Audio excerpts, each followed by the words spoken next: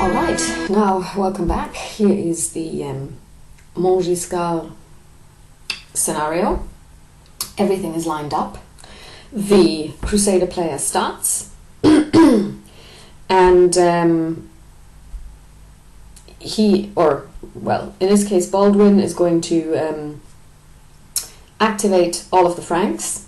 So basically this means 4 Frankish knights, 1, 2, 3, 4, and 1 Frankish crossbow unit and 4 Frankish men-at-arms units. So what's now going to happen is I've got to make a decision what to do, and I've decided that I'm going to attack the forces of Al-Afdal, so this group here, and they're still all disordered, nothing has happened, they're disordered, but everybody's facing, if you will, the right way, they're all facing the enemy. So what I'm going to do is I'm going to use the charge ability of the knights. The knights all have a movement range of 7. In order to charge, you have to have a direct line of sight between yourself and the unit that you're going to charge, and it has to be absolutely free. You cannot charge through a different group of units, friendly or enemy. So first of all, I'm going to move the knights 1, 2, 1, 2, 1, 2, 1, 2, 3. So basically what they're now going to be doing in the next step is they're going to be charging these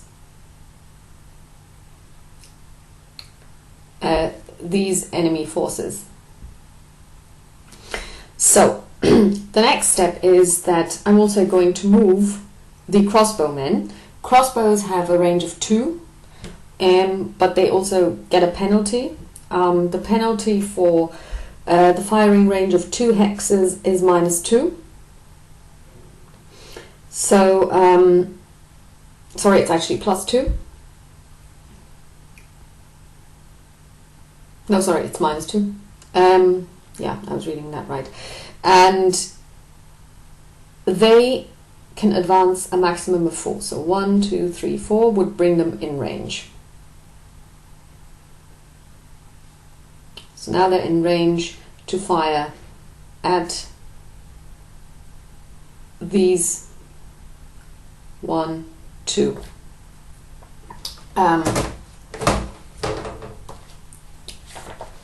groups.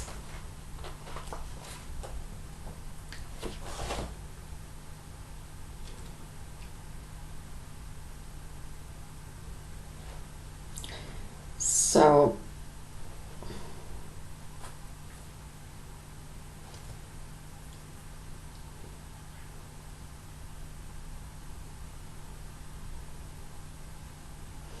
they can now basically fire at these 3.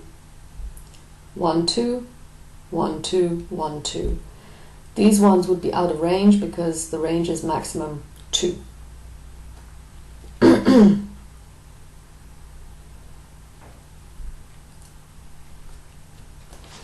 So the men at arms are also going to advance.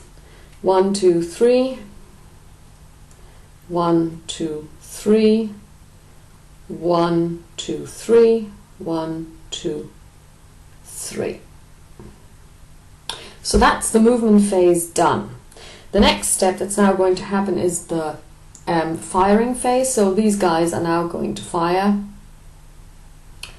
at this unit here. So they're firing at -2. There is no terrain penalty because everybody is on the same terrain, and you just have to imagine that the river isn't there. It's also not angled fire. They're not firing at camp followers. They are not disordered.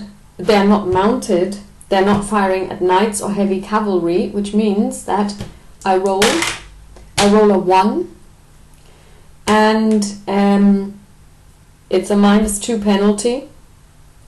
which means they're shooting at a target, at a mounted target that is disordered and it has no effect. So these guys are done, nothing has happened. Now these guys will charge. So this, and I'll start from left to right. So this unit of knights will charge this particular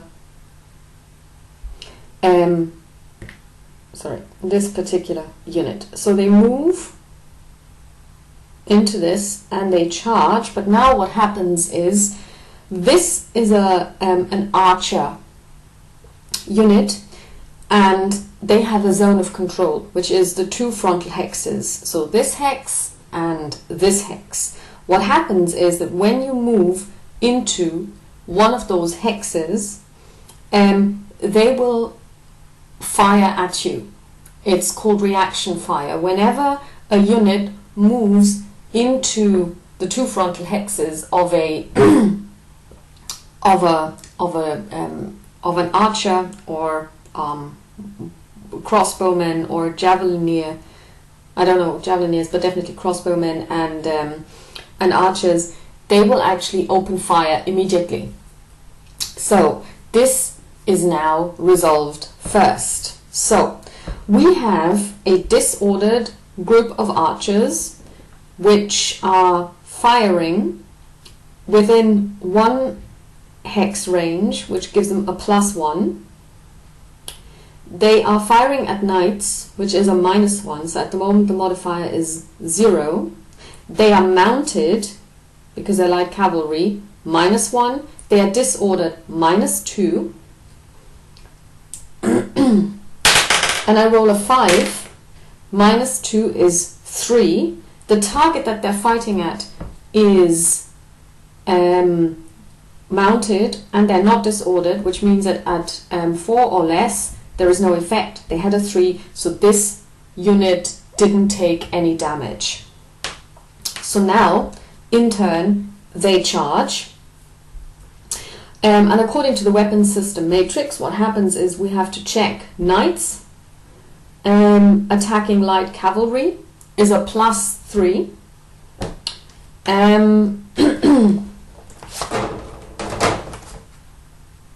They moved prior to charging, which is a -2, so that brings it down to 2.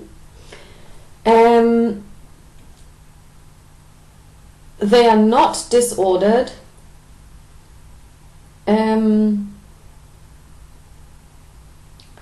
They are not attacking through the flank or the rear. They don't have any leader stacked with them. So we have a 3. -1 is a 2. So I'm going to roll. I rolled a 0, which is a very bad roll. So basically the result is 2. And according to the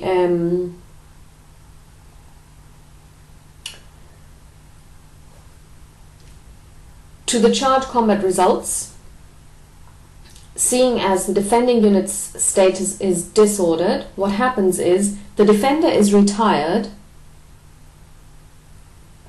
and the attacker is disordered. So I'm going to take this unit, I'm going to retire them, which means that they get moved as close as possible to their standard, and they also get a little retired marker put onto them. And now this unit of knights becomes disordered, so I flip them over. The next unit of knights charges, and now what happens is they will be attacked by these two units, because these two frontal hexes, these two have frontal hexes here and here and here, and this means that this troop of knights is, if you will, in the crossfire between these two and in range of these two. So I'm going to resolve this from left to right. This one rolls a 3. Its archers. Range is 1 hex, so +1, which brings it to a 4. It's disordered, brings it down to a 2. Its mounted archers brings it down by 1 to a 1. And it's firing at knights or cavalry, or heavy cavalry I should say. So this means the roll is 0. So as a result, 0 against a mounted target that is normal, i.e. not disordered, means no effect. Now these guys roll. They roll a 6. Again, +1 for the range of 1 hex, brings it up to 7. Disordered unit fighting, 6. Mounted archers fighting, 5. Firing at knights, 4. And at 4, target mounted normal, no effect. So these guys were lucky. Now they charge. They're charging this unit.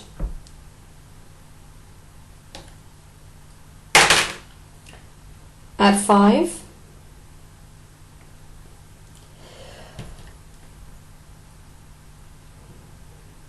-1, 4, because I moved previously, plus this one, 5, +3 is 8,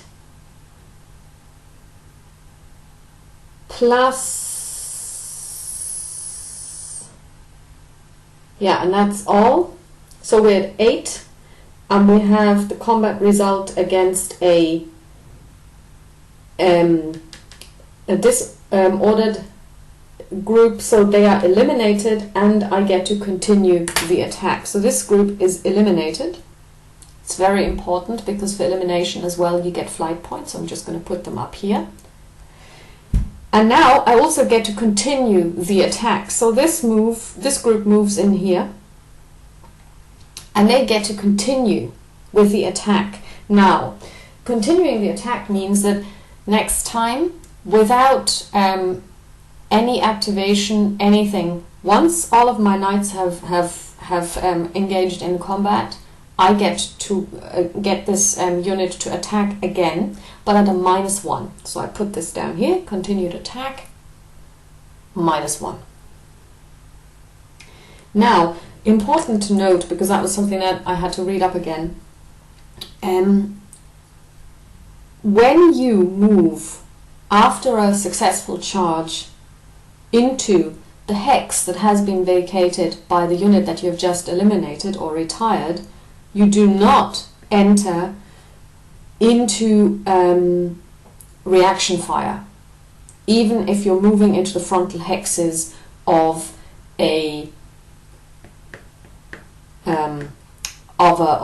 an archer group. This is important. So these two don't get to fire at this group of knights.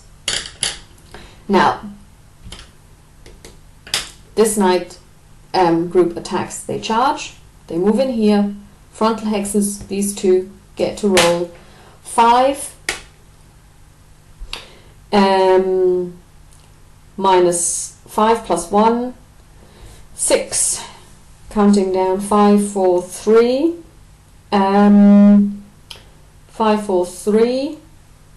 And target mounted normal, no effect. So now next one.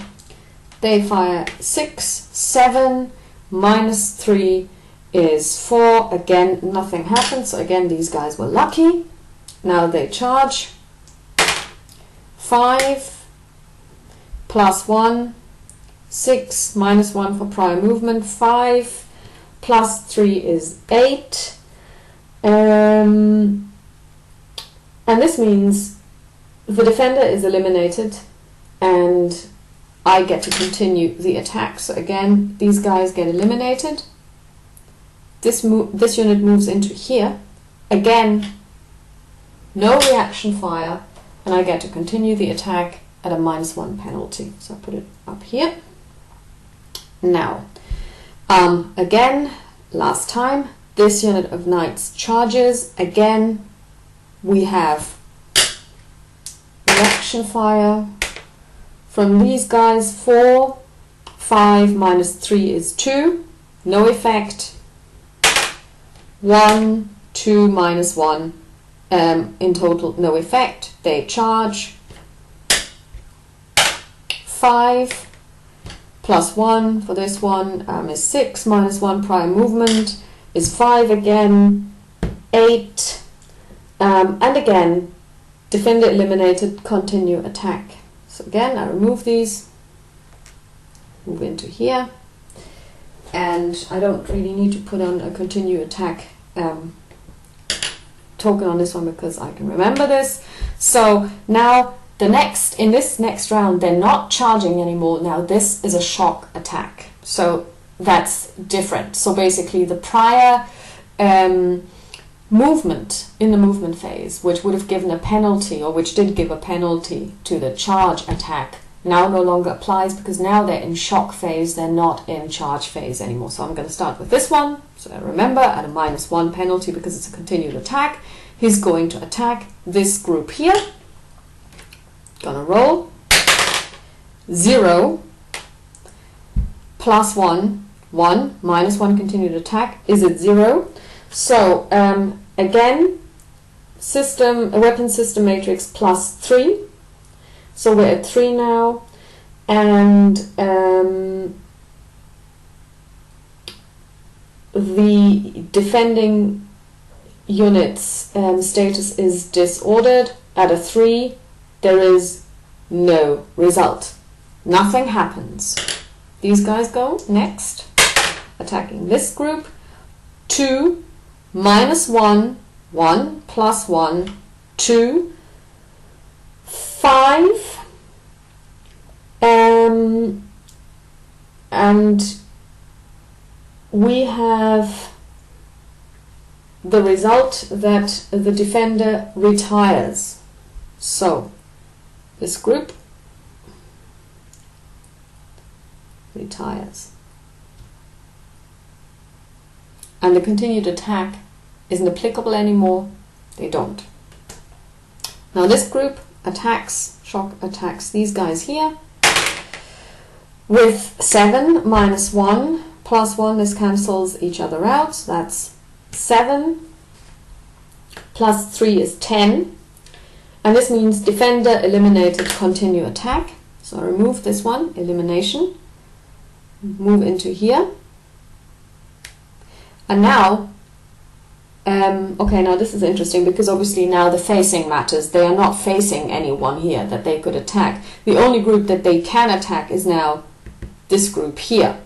So they can change, I think, one vertex. Let's see, I'm just going to stop the recording here to see what happens next.